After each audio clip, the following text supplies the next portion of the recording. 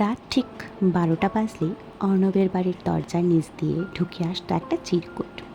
প্রথম দিন সবাই ভেবেছিল এটা কারোর মজা, কিন্তু তৃতীয় দিনের চিরকুটটা পড়ার পর অর্ণবের বাবার মুখের রঙই পাল্টে গেল। কারণ সেখানে লেখা ছিল, চোর তোমাদের ঘরেই আছে। অর্ণবদের বাড়িটা খুব শান্ত। অর্ণব, তার বাবা মা আর দাদু, এই চারজনই থাকতো সেখানে। কিন্তু টানা 3 রাত ধরে ঠিক 12টায় দরজার নিচ দিয়ে কেউ একটা চিরকুট ঢুকিয়ে দিচ্ছিল। প্রথম চিরকুটে লেখা ছিল, সেই রুমটা দেখে নিন। সবাই দৌড়ে গিয়ে দেখে সেই রুমটার তাকের উপর রাখা পুরনো একটা রূপোর চামচ নেই। দ্বিতীয় চিরকুটে লেখা ছিল, চোর বাইরে থেকে আসেনি। এবার অর্ণবের মা ভয় পেয়ে গেলেন। বাড়ির ভেতরেই চোর? তাহলে কে?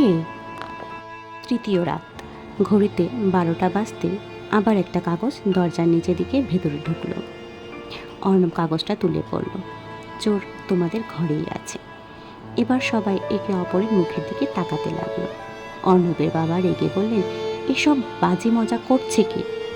ঠিক তখনই অর্ণবের চোখে পড়ল দাদুর ঘরের দরজা একটু ফাঁকা, ভেতরে আলো জ্বলছে।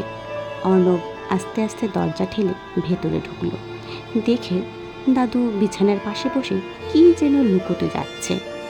অর্ণব বলল, দাদু, তোমার হাতে ওটা কি? দাদু চমকে উঠে হাতের জিনিসটা বিছানার নিচে ঢুকিয়ে দিল। অর্ণব বিছানার নিচে তাকিয়ে যা পেল সেটা দেখে সবার চোখ কপালে। হারিয়ে যাওয়া সেই রূপোর চামচ। ঘরের মধ্যে এক মুহূর্তে নীরবতা নেমে এলো। অর্ণবের মা ফিসফিস করে বললেন, তাহলে বাবাই? দাদু লজ্জা পেয়ে মাথা নিচু করলেন। তারপর আস্তে আস্তে বললেন, আমি চুরি করতে চাইনি রে, আমি শুধু ভুলে যাই। সবাই অবাক। দাদু বললেন, কয়েকদিন ধরে আমি জিনিস সরিয়ে রেখে ভুলে যাচ্ছি কোথায় রেখেছি। চামচটা আমি নিজেই স্টোর রুম থেকে এনে আমার ঘরে রেখেছিলাম, কিন্তু পরে আর মনে ছিল না। অর্ণবের বাবা বললেন, তাহলে ওই চিরকুটগুলো কে দিচ্ছিল? ঠিক তখনই বাইরে থেকে কাশি শোনার শব্দ এলো। দরজা খুলে দেখা গেল বাড়ির পুরনো কেয়ারটেকার গোপাল কাকু দাঁড়িয়ে আছে। গোপাল কাকু মাথা চুলকে বলল, আমিই দিয়েছিলাম বাবু। কাকাবাবুকে কদিন ধরে জিনিসপত্র লুকিয়ে রাখতে দেখছিলাম। সরাসরি বললে উনি লজ্জা পেতেন, তাই ক্লু দিয়ে বোঝাতে চেয়েছিলাম। অর্ণবের বাবা হাফ ছেড়ে বাঁচলেন। অর্ণবের মা রেগে বললেন, তা এটা বলার আর কোনো ভদ্র উপায় ছিল না? গোপাল কাকা হেসে বললেন, ছিল তো, কিন্তু রাত 12টায় চিরকুটের রহস্যটা একটু বেশি জমে না?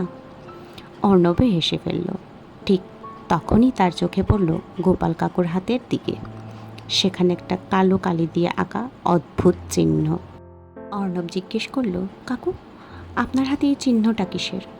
গোপাল কাকু 1 সেকেন্ড চুপ করে থেকে বলল, ওটা কিছু না বাবু, পুরনো কথা। কিন্তু সেই রাতেই অর্ণবের জানলার পাশে পাওয়া গেল আরেকটা চিরকুট।